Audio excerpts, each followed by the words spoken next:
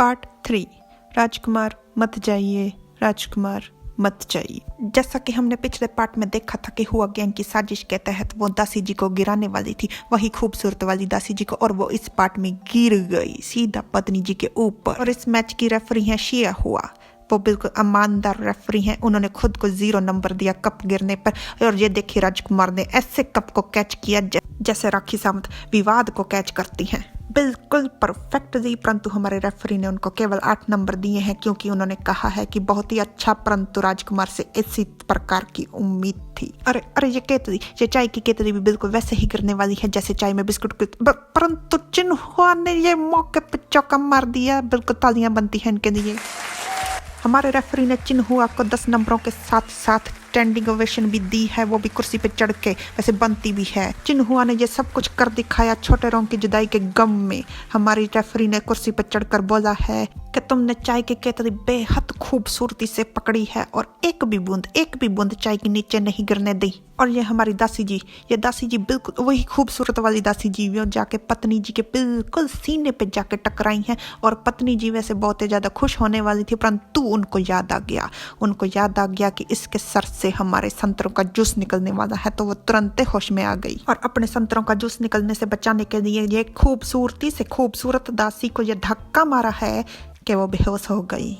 मुझे माफ कर दीजिए कुमारी, पर मैं अपने राज को ऐसे खुलने नहीं दे सकता। का पत्नी जी, इतनी जोर से धक्का दे दिया बेचारी को, पहले से ही हुआ गैंग ने इतना, और अभी मन में माफी मांगने का कोनो फायदा नहीं। वो बेचारी गई। का पत्नी जी ने तुरंत उसका हाथ पकड़ लिया और उसको गिरने से बचा लिया, ये सोचते हुए कि बेचारी गिर जाएगी। यहाँ पर लिखा हुआ है कि यही है जादू प्रेम का, परंतु हम ई प्रेम को सच्चा प्रेम नहीं मानते। हमारे लिए सबसे सच्चा प्रेम है छोटे रंग का। छोटे रंग, हम तुमको नहीं भूलेंगे, भले ही सारी दुनिया भूल जाए, भले ही इस पार्ट में तुम नहीं आए, हम तुमको हमेशा याद रखेंगे, और ना ही हमारे व्यूअर्स भूलेंगे, वो भी आपको फुल्ली सपोर्ट करते हैं। बिल्कुल यहाँ पर ही पत्नी जी का डांस स्टेप खत्म हो गया, वो गोल गोल घूमने वाला खत्म हो गया, और जिस पर हमारे रेफरी ने तालियां, फिर से तालियां, और हुआ गैंग की तरफ से तारीफ में बोला गया है कि बेहद खूबसूरती से किया है पत्नी जी ने। बाकी हुआ गैंग जैसा भी है, परंतु रेफरी एकदम में गजब है। और ये देखिए हुआ गैंग ने तो राजकुमार को चाय भी परोस दी, और ये हमारी खूबसूरत दासी जी को होश आ गया। तालियां। ये मैच बहुत रोमांचक मोड़ पे था, परंतु खत्म हो गया। और ये खूबसूरत दासी जी होश में आते ही माफी मांगते हुए कहती हैं, मुझे माफ कर दीजिए राजकुमारी, ये सब कुछ मैं ऐसे करना नहीं चाहती थी। और एकदम से राजकुमार ने ये कप धमाक करके मारा मेज पर, सारी तरफ ऐसे सन्नाटा छा गया। और राजकुमार बोला, आप कितनी अच्छी हैं पत्नी जी, और आपका शरीर कितना कोमल है, मुझे अच्छा लगा। परंतु राजकुमार लचकदार नहीं बोलना चाहिए था, कोमल कहाँ से आ गया। लगे रहो राजकुमार, लगे रहो, जितने झूठ उधेड़ सकते हो उधेड़ दो, मैं सारे लपेट दूंगा। अरे नहीं पतिदेव, आप तो कुछ ज्यादा ही मेरी तारीफ कर रहे हो, मैं इतनी भी काबिल नहीं हूँ। का पत्नी जी अब बैठ गई? इतना सारा सर्कस दिखाने के बाद राजकुमार को बिल्कुल भी पसंद नहीं आया आपका ये सर्कस। वैसे आप और हम तो राजकुमार और पत्नी जी के मन की भावनाएं अच्छे से जानते हैं, परंतु इनके ऐसे व्यवहार को लेकर दासियों के बीच में थोड़ी गलत फहमी, और वही हुआ गैंग, वो सोच रही हैं कि इन दोनों के बीच में कितना संयम है, दोनों एक दूसरे की तरफ देखकर मुस्कुरा रहे हैं, और ये सोच करके ये वही राजकुमार है जिन्हें हम जानते हैं। ये देखिए, ये सोचकर इनका मुंह ऐसे खुला का खुला रह गया, आंखें और मुंह दोनों ही खुला का। अरे मक्खी चली जाएगी मांसाहारी लोगों। और एक के बाद राजकुमार बोला, इतने सालों से इस घर में कोई मालकिन नहीं थी ना, मेरी मुख्य पत्नी यहाँ पर नहीं थी, तो यहाँ के नौकर बहुत ही अनाड़ी हो गए हैं, बिल्कुल बच्चों की तरह। अब आप आ गई हैं तो आप ही इन्हें नियंत्रित कीजिए। वैसे मेरे प्रिय पत्नी जी, आप इन सभी को जो भी सलीकेदार नहीं है, उन सबको सलीका और तौर तरीका दोनों सिखा दीजिए। और राजकुमार एक कप में चाय डालकर अपनी पत्नी जी की तरफ करते हुए कहता है, लीजिए प्रिय पत्नी जी, चाय लीजिए। पत्नी जी के हाथ में चाय का कप पकड़े बिना ही छूट गया जब चिल्लाकर एक आवाज आई, मुझे माफ कर दीजिए राजकुमार और राजकुमार की पत्नी जी, ये सब दासियां मिलकर चिल्ला रही थीं। ये 5 हुआ गैंग और ये खूबसूरत वाली दासी, ये सभी लोग मिलकर लेट जाती हैं जमीन को चाटते हुए। अरे एक मिनट, ये क्या गुजरा, वापस वापस वापस वापस। अरे वाह, राजकुमार के घर के बाहर कितना सुंदर नज़ारा है और हमारे घर के बाहर क्या है, कुछ भी नहीं। अरे पत्नी जी, थोड़ी तनिक बात कीजिए ना राजकुमार से। अगर हमरे भी रहने का यही इंतजाम हो जाता, हम आपका समर्थक रहेंगे ना। देखिए, फायदे का सौदा है आपके लिए। ये पत्नी जी, आप क्या सोच रही हैं? ये सब लोग क्यों जमीन पर ऐसे घुटनों के बल बैठ गई? ये इतनी भी बड़ी बात नहीं। और इतने में फिर से चिल्लाया कोई। ये सभी नौकरों के बुरे व्यवहार की वजह मैं हूँ, क्योंकि मैंने इन्हें ठीक से नहीं सिखाया। राजकुमार, मेरी अनगहरी और लापरवाही के लिए कृपया मुझे सजा दीजिए। और ये सब कुछ बोल रही है वही लेडी जो पिछले पार्ट में मुंशी जी के साथ आई नहीं थी, वो सीजी। सीजी?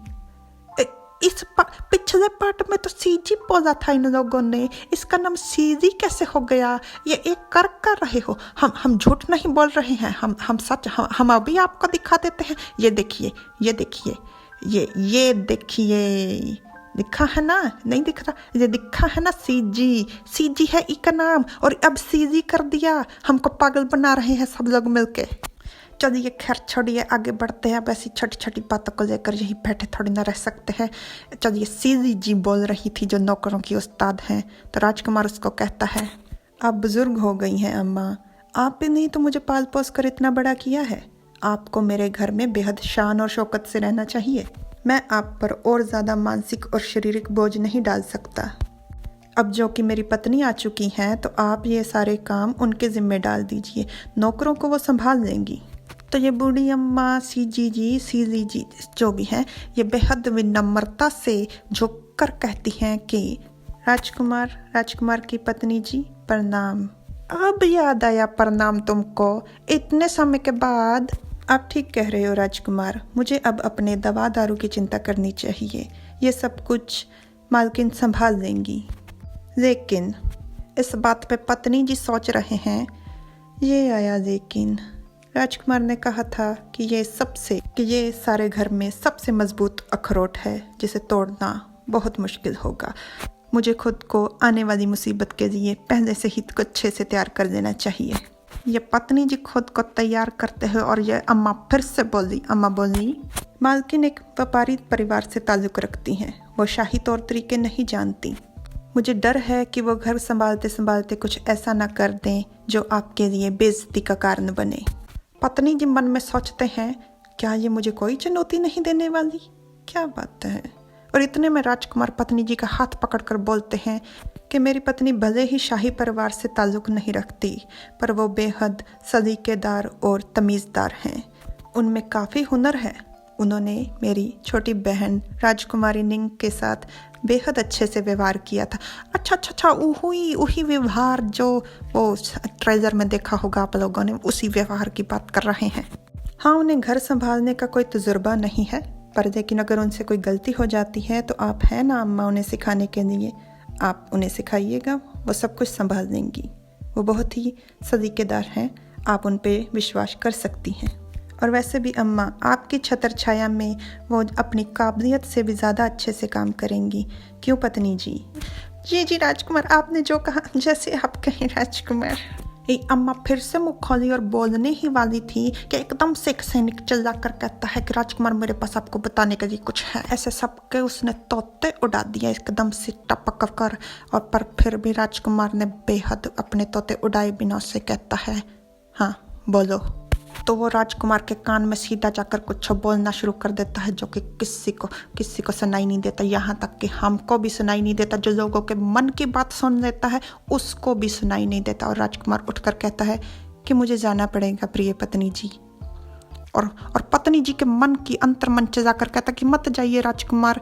पर राजकुमार उसके हाथ को इशारा करते हुए दबाते हुए कहता है, मैं जल्द ही वापस आऊँगा और फिर हम लोग हमारे घर के खूबसूरत नज़ारों को एक साथ देखने जाएंगे। चुन शी की डोंग। आज से अभी से आप लोग प्रिय पत्नी जी को घर के काम संभालने में मदद करेंगे। और ई आदेश सुनते ही तुरंत सारे का सारा हुआ गैंग बिना किंतु परंतु किए सब कुछ मान जाता है। और अगर आपको किसी भी काम में कोई परेशानी हो, चाहे कुछ भी समझने में समस्या हो, तो आप अम्मा से पूछ लीजिएगा। और जब मैं वापस लौटूं तो मैं आपको पूर्ण रूप से इस घर की मालकिन के रूप में देखना चाहता हूं। और ये सब बोलकर राजकुमार पलट कर खिसक देता है बार की ओर। और ये सैनिक जो हमारी पत्नी जी के लिए मुसीबत खड़ी करने के लिए आया था, वो उनको कहता कि अपना ध्यान रखिएगा। अरे उसका ध्यान रखने वाले को तो तू उड़ा कर ले चला है। और इस बात पे पत्नी जी का अंतर्मन चिल्ला चिल्ला कर कहता है, रुकिए, आप मुझे ऐसे छोड़कर नहीं जा सकते, रुकिए, आप नहीं होंगे तो मेरी मदद कौन करेगा? आपने तो कहा था कि नौकरों को जीतने में आप मेरी मदद करेंगे।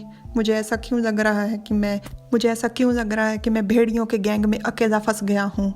अरे पत्नी जी, ये हुआ गैंग है।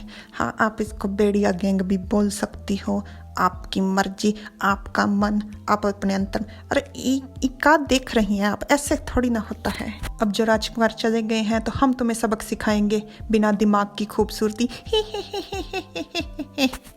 का तकिए को गले लगाकर खुद को कमजोर और बेबस महसूस कर रहे हो? मैं तो यहाँ इम्तिहान देने आया था, मैं कहाँ राजकुमार के घर में फंस गया, मुझे कोई बचाओ। अरे हम हैं ना, हम आपको बचाएंगे। आप बस राजकुमार से बात कीजिए ना हमारे वहाँ पे ठहरने के लिए। और ई का हाँ, साइड स्टोरी मतलब छोटी वाली कहानी साइड से निकल जाएगी, आप देख लीजिए फिर भी। हाँ राजकुमार, तुम्हें तो मेरा समर्थन करना था ना, पर तुम तो एक राजकुमार ने एक ही हाथ से कितनी आसानी से पत्नी जी को उठा दी। अरे वो पति जी हैं, आपने कैसे इतनी आसानी से उठा दिया रे? और ये है हमारे मुखिया कलाकार, और ये भी इन्हीं का यानी कि राजकुमार जी का समर्थन कर रहे हैं। हाँ वैसे आप आ गए हैं तो हमको ये बता दीजिए, वो छुपी रुस्तम हुआ की योजना असल में थी का? देखिए ई भी पार्ट खत्म हो गया और हमको अभी तक छुपी रुस्तम हुआ की योजना ही नहीं पता चली है। हाँ, आप लोग भी सुन लिए ना, ई पार्ट खत्म हो गया, बस खत्म। Like, subscribe, comment. Thanks for watching.